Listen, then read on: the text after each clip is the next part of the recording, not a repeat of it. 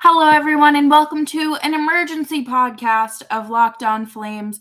Johnny Gaudreau has informed the Calgary Flames that he will not be returning to the organization and will be testing the free agent market ahead of tomorrow. You're Locked On Flames, your daily podcast on the Calgary Flames. Part of the Locked On Podcast Network, your team every day.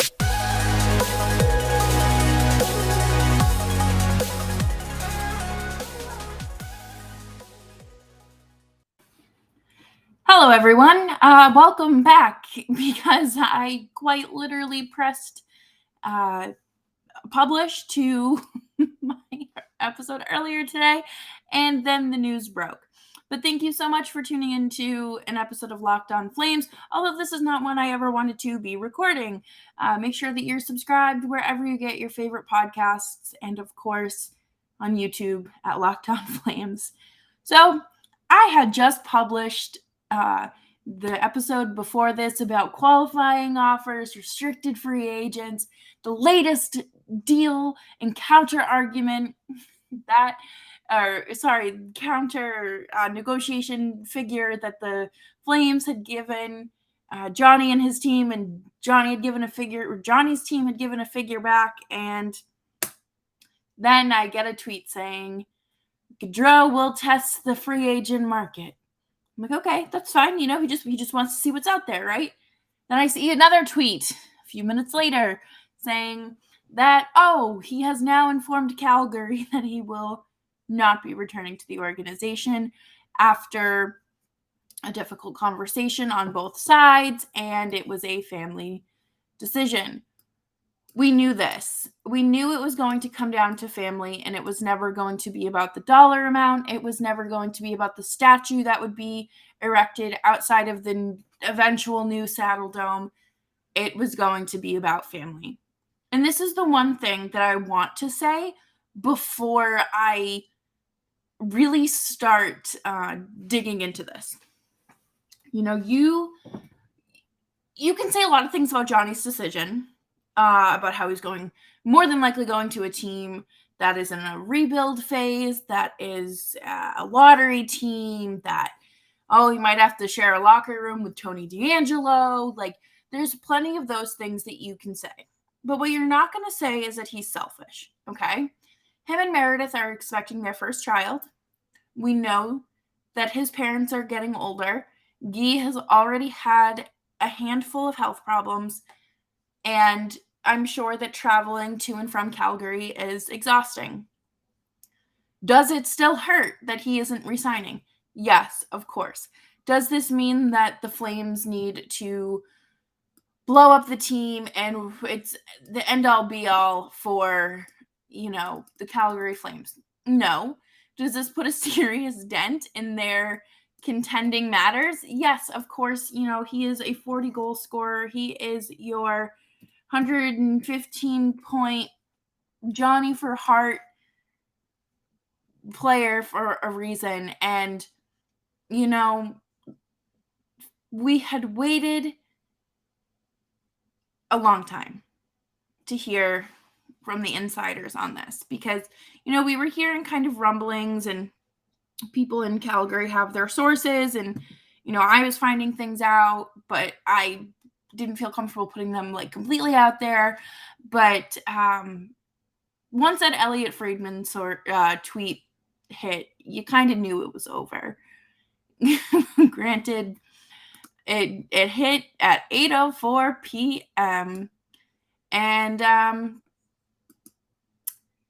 that's rough. It is very rough. I'm happy for John. Everyone, number one, should be happy for John because, yes, while it stinks that we let him walk for nothing, he built himself a legacy in Calgary, and we got to be around it, whether, you were a bandwagon Flames fan or if you've been a lifelong Flames fan. You got to watch him, and you got to watch him grow and become this little kid. I say little kid, a young kid into an adult, and an adult who really is just someone that everyone should admire. For family to be such a strong value for him and to be such a driving factor in this, I really think that it proves that it's a lot bigger than hockey, and it always will be. I think that it's unfortunate. It is so unfortunate that the Flames had to let him go for nothing, and which was kind of the fear all along. But at the same time, you have so many great memories of John. Just at the end of last episode, I was talking about how great it was that he, tried to deposit that $700,000 check in an ATM. That's hysterical. Him trying to use a fake ID at a Boston bar the day or the night that he ended up winning the Bean Pot, and everyone's like, we know who you are. And, it's funny. You get to look back on things like that and laugh. The trade deadline, when he was asked why he left the ice in the middle of practice, he just had to pee. And I think that no matter how you look at things, you're always going to,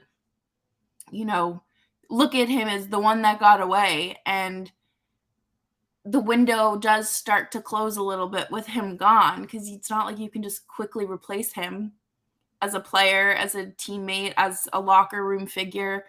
Think about when he called his mom and told her that he was wearing the A that night, and how proud he was in that post-game press conference. The bond between him and Sean Monahan, it doesn't all go away just because he left, but it does leave a lot of different questions for the Flames. And coming up next, we are going to talk about the emergency press conference that Brad Treliving did at 7 Eastern? Nope, sorry, 7 Mountain Time. Sorry, I'm really bad with time zones. But before we do that, we're just going to talk about BetOnline. BetOnline is your number one source for all your betting needs in sports information. As always, please remember to gamble responsibly while participating in BetOnline. BetOnline.net has your latest sports developments, league reviews, news, including this year's NFL futures, and of course, Major League Baseball. BetOnline is your continued source for all of your sports wagering information, including live betting, esports, and scores. BetOnline.net is the fastest and easiest way to check in on all of your favorite sports teams and events, including MMA, boxing, and golf. Head to the website today and learn more about the trends in action. BetOnline, where the game starts. Thank you all for tuning in to today's episode. The emergency episode of Locked On Flames. We never wanted to have to do this. Like, it absolutely stinks. But let's read over some quotes from the press conference. This is all coming from Pat Steinberg's Twitter, so he was transcribing the press conference. Presser. Treliving says, we were informed this evening after a lengthy discussion and negotiation that Johnny Gaudreau would be entering the free agent market. It's a disappointing day, to say the least. No kidding. We did everything possible to keep John here. It is my strong belief that this was a family decision, and I respect that. Again, you can offer someone the world. I mean, they literally flew a private jet out so John would sign his entry-level contract. So, they were willing to move the ends of the earth for Gaudreau. Even back then. 8 years of this. They believed in this kid. They wanted him to be the face of the franchise for a very long time. They wanted to see him lift the cup and bring the cup back to Calgary, and that just wasn't going to happen. Treliving says, I felt there was a real deal there. At the end of the day, when it gets to the final decision, we wouldn't have been going through the process if there wasn't a deal to be done. I firmly believe there's nothing more we could have done. That's fair. What else are you going to do? What else are you going to do? Can't offer him the full $30 million in cap space. That is just absurd. But what you can do is everything that they did. And there are certain, look at the Jack Campbell situation in Toronto that's happening right before our eyes. We're listening to 32 Thoughts last night while cooking dinner. And Elliot Friedman was talking about how Kyle Dubas went to the table with one offer for Jack Campbell, and it was 3 years, about $2.5 million a year. But the third year being a very, very low offer, less than $1 million. So you're looking at probably around a little bit more than the league minimum. And they never revisited it. They never revisited it at,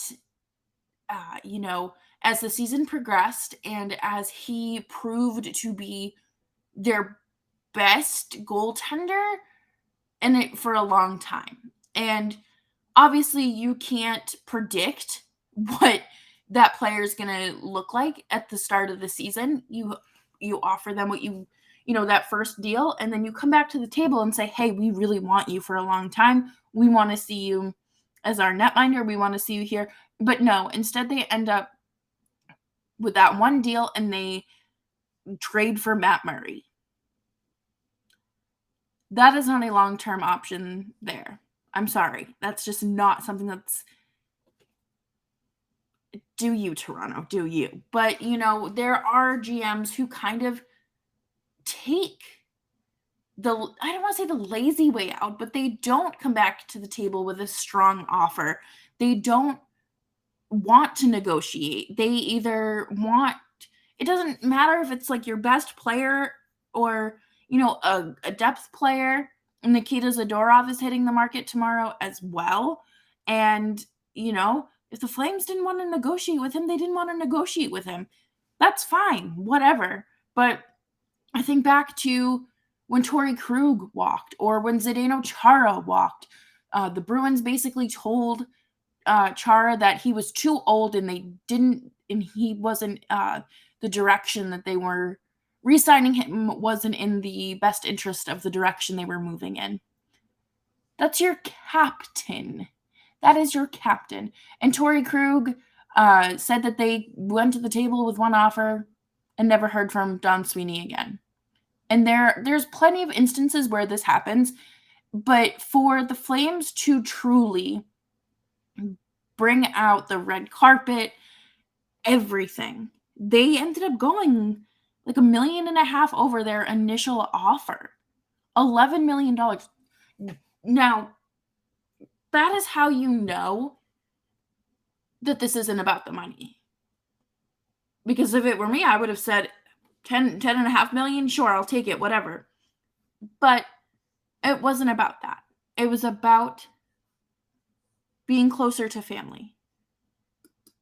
And yeah, could Eric Francis be owed the biggest apology in media history? Maybe. I'm still not giving it to him. And then Gaudreau's agent, Louis Gross, says the Flames did everything they could. This came down to a family decision. So yeah, of course. I am very sure that this is a difficult picture.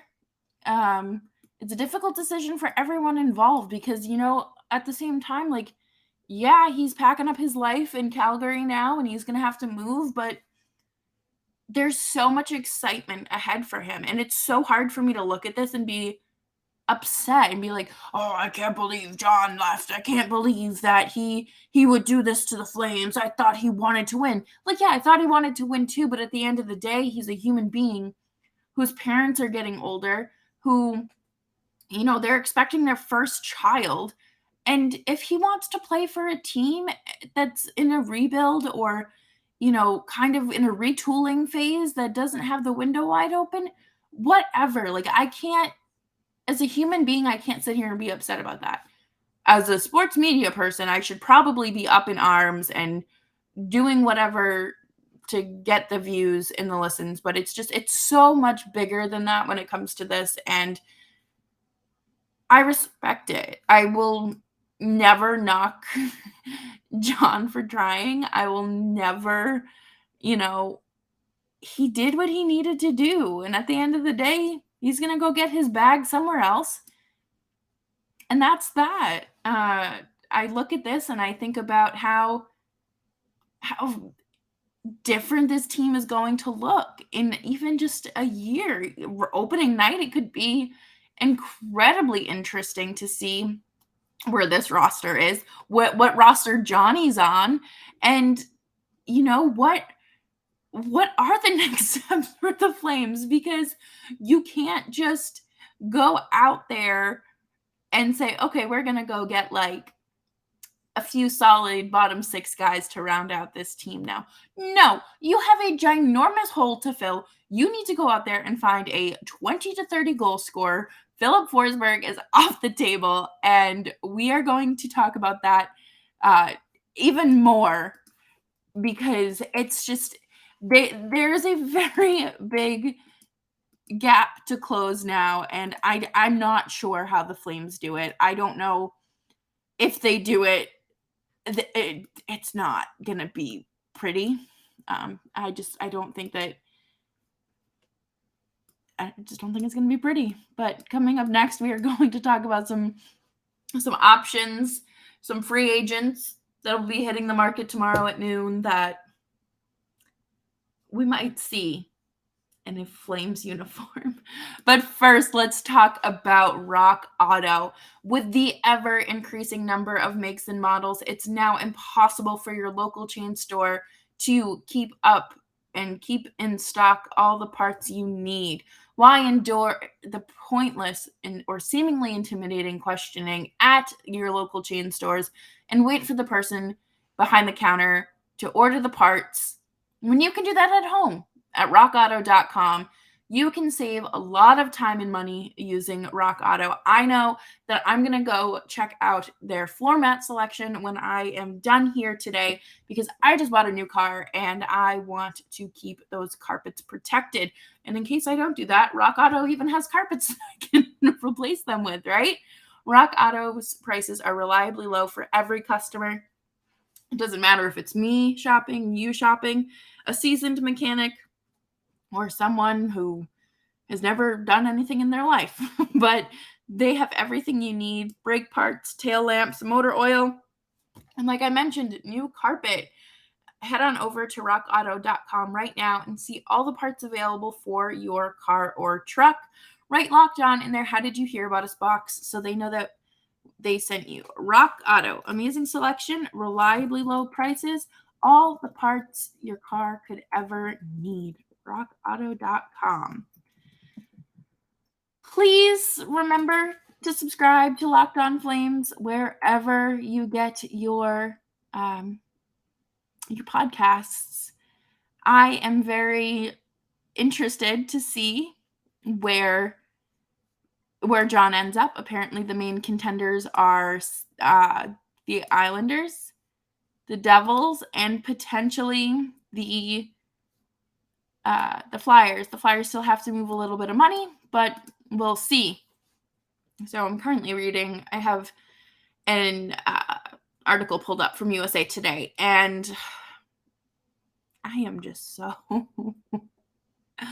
oh man, I can't believe this is real. This is brutal.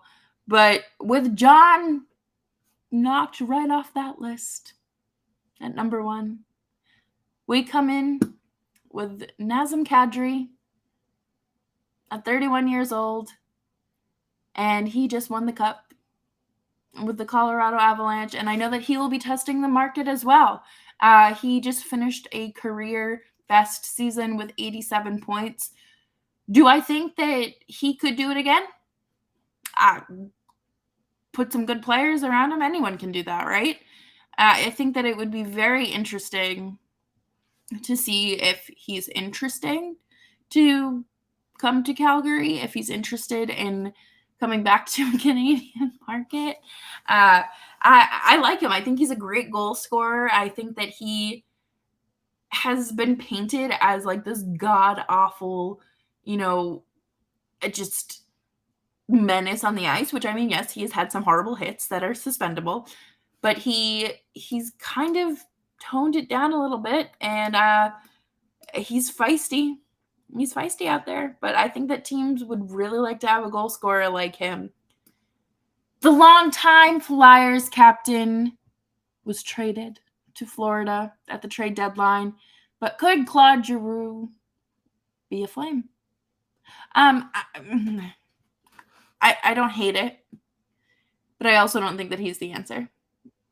The more that I scroll, I don't think any of these players are the answers. You need Johnny Gaudreau. Like, you are not going to replace Johnny Gaudreau with Andrew Copp or Andre Palat, Trocheck, David Perron, Nino Niederreiter. Like, you're just Andre Burakovsky. What are you gonna do? Trade for washed up Jonathan Toews? Patrick Kane? What are you gonna do? Like, none of this makes any sense. And this puts the Flames in such a horrendous situation. And I'm not blaming Johnny. Like, this is literally part of the business. Every team goes through it, but you're not replacing Johnny Gaudreau with any of, like, Malkin, your Andrew Copp. Like, it's not happening. And I'm sorry. I can't look at any of these players that, are on trade targets or anything and sit here and say, yeah, this is exactly what's going to happen.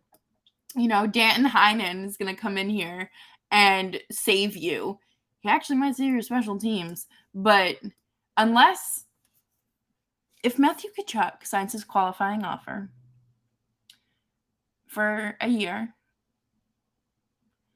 and then you trade him in a year, you could get a haul for him. What if you move Andrew Mangiapane up to the top line and we find, a decent... I'm so upset. Johnny had finally found success on that top line. He was finally playing up to where he should have been. Oh my God. Also, Andre Kasha, do not sign him. Do not trade him. Do not do anything for him. I mean that in the most loving way, because he has had such a huge history with head injuries.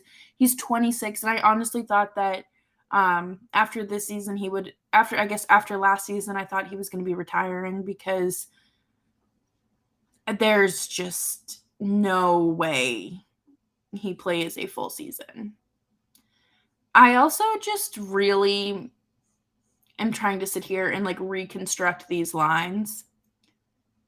I don't know if you're going to get a top line Toffoli going with the way that Gaudreau skates. Nope. With the way that Lindholm and Tkachuk skate, you're not going to get that. You could move Mangiapane up and then go out and get someone like Ryan Donato, maybe. Just kidding. Don't sign him. Danton Heinen, former Bruin, really found himself when he was able to develop under the Kraken for a year. Dylan Strome, maybe. I don't know. You guys, this is so hard.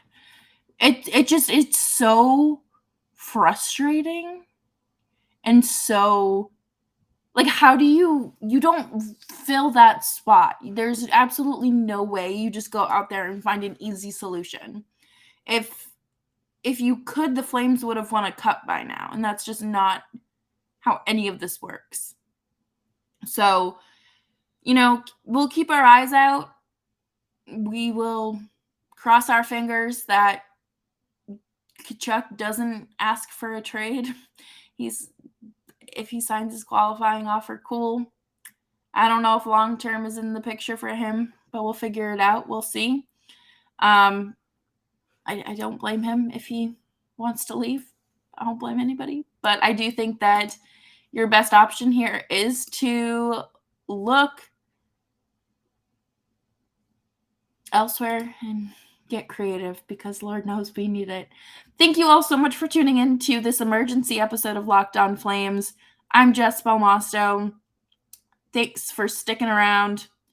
I'm not going anywhere. Tomorrow, Audie will join me, and we're going to just have more of a conversation around John and whatever other moves the Flames decide to make in free agency tomorrow. Bye-bye.